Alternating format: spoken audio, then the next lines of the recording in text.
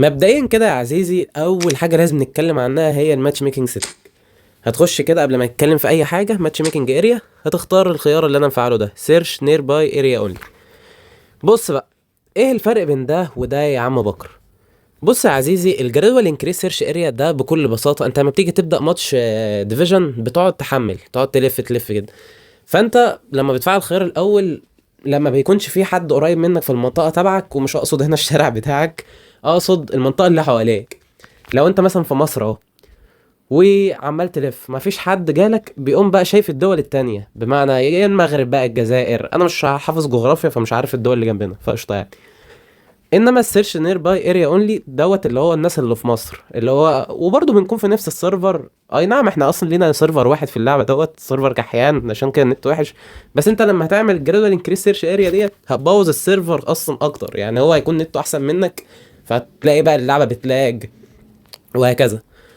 وتاني نقطة معانا وهي المدرب وأسلوب اللعب، ودي طبعا نقطة مهمة جدا جدا جدا وبتفرق معاك في اللعب، وده اللي بيفرق لاعب عن لاعب أصلا.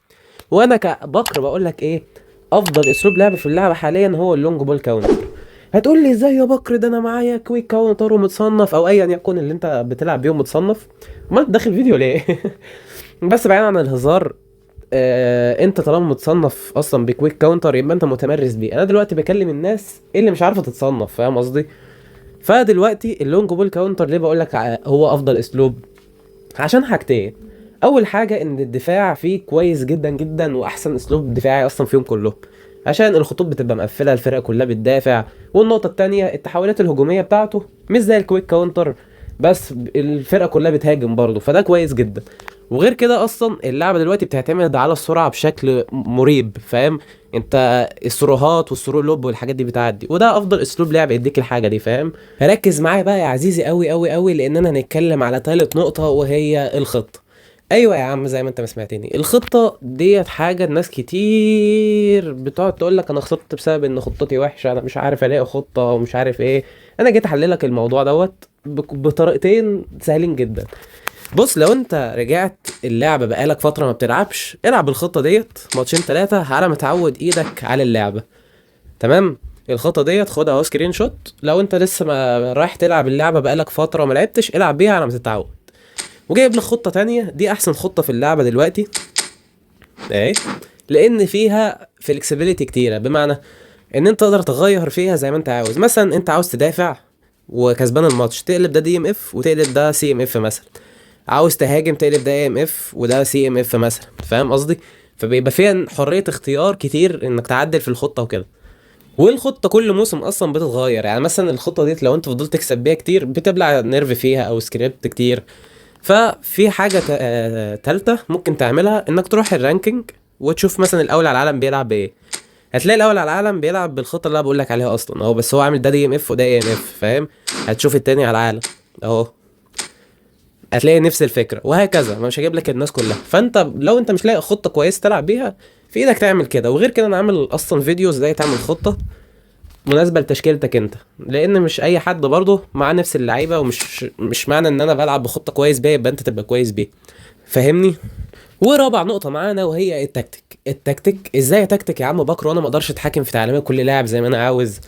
انت كلامك صح فعلا، ومش صح قوي برضه في نفس الوقت. واقصد هنا بالتكتيك انك تعرف تفكر والتكتيك على الخطه اللي قدامك. مثلا خطه زي اللي قدامك اهو بيلعب عرضيات وعنده الفحل كولر او ايا يكن بقى، مش شرط الخطه اللي قدامك، انا بتكلم على سبيل المثال. هتروح بكل بساطه على الانديفيدوال ستراكشرز اللي هي تعليمات الفرديه، وفي عندك 4 خانات. لو انت مش عندك ظهير دفاعي زي عندي مثلا، انا عندي كوستا كورتا، فاقدر اقوم حاطط كوستا كورتا ناحيه اللي بيرفع. بس هنقول ان انت مثلا عندك اودو مثلا، هتدي له تعليمات فرديه اللي هو يبقى ديفنسيف، بمعنى انه يفضل ورا وما يطلعش يساند في الهجمه قدام. واهم حاجتين بقى اللي هما الحاجتين دول، التايت ماركينج والمان ماركينج. هما مقفولين عشان مش في ماتش، بس في الماتش بيبقوا مفتوحين. تمام؟ التايت ماركينج بكل اختصار ده المراقبه اللصيقه. هتشوف الجناح اللي هو بيرفع بيه وتعمل له تايت ماركينج. تمام؟ تمام.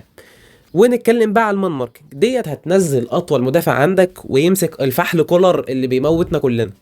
المان ماركينج بقى باختصار شديد دي المراقبه اللصيقه، بمعنى انا كمدافع اهو، اديتك تعليمات المان ماركينج، فبفضل ماسك المهاجم، هو ده شغلتي، بفضل تبا للكوره وتبا للكل. No, no, no, no, no, no, no. Wait, wait, wait, wait. Wait, wait, wait, wait, wait. انا افضل ماسك المهاجم مهما حصل. التايت ماركينج بقى غير كده خالص، اللي هو مثلا اللاعب مسك الكوره فبيتضغط عليه باتنين او تلاتة بيبقوا حواليه، بحيث ان هم يقفلوا مسار التمرير عليه او ان هم يضغطوا عليه ولا ما يلمسوا الكوره. وبرضه تعديل بسيط في التكتيك، مثلا احنا قلنا ان هو بيهاجم من اليمين بس عشان يرفع، فهتجيب الديفنسيف فول باك، ولو مش عندك هتعمل زي ما انا عامل باودو، وتقوم عامل المودي ده دي ام اف، وتقوم حاطط ده كده. انا كده عملت ايه؟ الدي ام اف ده بيقفل على اللاعب اللي هنا اللي بيقعد يباصي اللي اسمه ايه لاودو، او اللاعب الاس اس اللي بيجي يعمل اختراقات هنا، فاهم الفكره؟ السي ام اف ده وظيفته ان هو يقفل المساحه على خط النص بتاعه اصلا، يعني دي بتبقى وظيفته، وانه ينقل لك لعب، فاهم؟ ومش شرط تعمل كده على كل الخصوم، هو انا بتكلم في فكره انك تعرف تعدل على اساس او تتكتك على اساس الخطه اللي قدامك، فاهم قصدي؟ ودلوقتي اتعلمنا ازاي نعمل خطه وازاي نتكتك، لازم نتعلم بقى ازاي اصلا نختار اللعيبه كويسه عشان تساعدني ان انا اعمل خطه كويسه او اختار اللعيبه المناسبه وهكذا. احنا هنتكلم في النقطه ديت على حاجتين. اول حاجه اللي هي حالات اللعيبه، انت هتروح الفلتر هنا وتختار اللعيبه الاي والبي، وتشوف تقارن بقى، تعمل ضم. انا دلوقتي عندي اتنين لازم يطلعوا، تيبو كورتوا ومبابي. هنشوف المهاجمين اللي عندي، هتلاقي ديفيد فيا مثلا حالته بي، فنزل ديفيد فيا. هنلاقي مين حالته كويسه الحراسه، ديفيد راي، هقوم منزلين ديفيد راي، وكده حلينا الموضوع دوت بسهوله. النقطه التانية اللي هو برضه في ازاي تختار لعيبه، لازم يكون عندك اسلوبين لعب لو انت بتلعب مثلا بام اف واحد او اتنين ام اف. اهم اسلوب لعب فيهم كلهم الهول بلاير، ما ينفعش يبقى في خطه ما فيهاش هول بلاير، من الاخر يعني لازم هول بلاير ده اساسي في اي خطه تلعب بيها، لانه يعتبر اكتر اسلوب متكامل في اللعبه في الهجوم يعني. لو انت بتلعب باتنين صناع لعب، لازم كرياتيف بلاي ميكر وهول بلاير، او تجيب مثلا هول بلاير زي ماتيوس، لان ماتيوس عنده تراك باك فبيرجع ويأدي غرض الكرياتيف بلاي ميكر، فاهم؟ اخر نقطه عاوز اتكلم معاك فيها يا عزيزي هو السمارت اسيست. السمارت اسيست لو انت جديد في اللعبه طبعا فعله، لانه بيساعدك جدا انك تتعلم ازاي تاخد قرار. بمعنى انت دلوقتي اديت ثرو على الارض، هتلاقي اللعبه شايفه ان الكوره ممكن تتقطع، فبتقوم عاملها لك ثرو لوب، فاهم؟ فده بيعلمك وبيعود دماغك لا اراديا انك في الحالات دي تدي ثرو لوب، في الحالات دي ادي ثرو ارضي، فاهم؟ فهو مش عيب ولا اي حاجه. بالنسبه لي عيب، لا صراحه، لو انت متمرس في اللعبه او قديم او بتوصل ديفيجن 1 وبتلعب بيه، صراحه عيب فشخ يعني.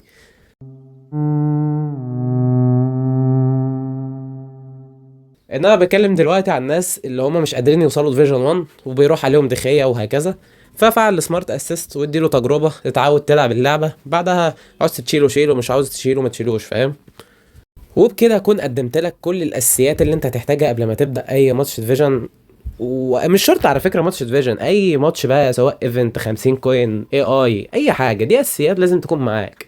وعاوز اقول لك برضو يا عزيزي كلمه اخويه قبل ما اختم الفيديو، وهي ان دي في الاول وفي الاخر مجرد لعبه، يعني مش عاوزك تتنشن، ما تزعلش لو ما وصلتش ديفيجن 1، الموسم الجاي هتوصل، لانها مفيش حاجه بتيجي في يوم وليله، لازم تقعد تتعود على اللعبه عشان تعرف تتحسن، فاهم قصدي؟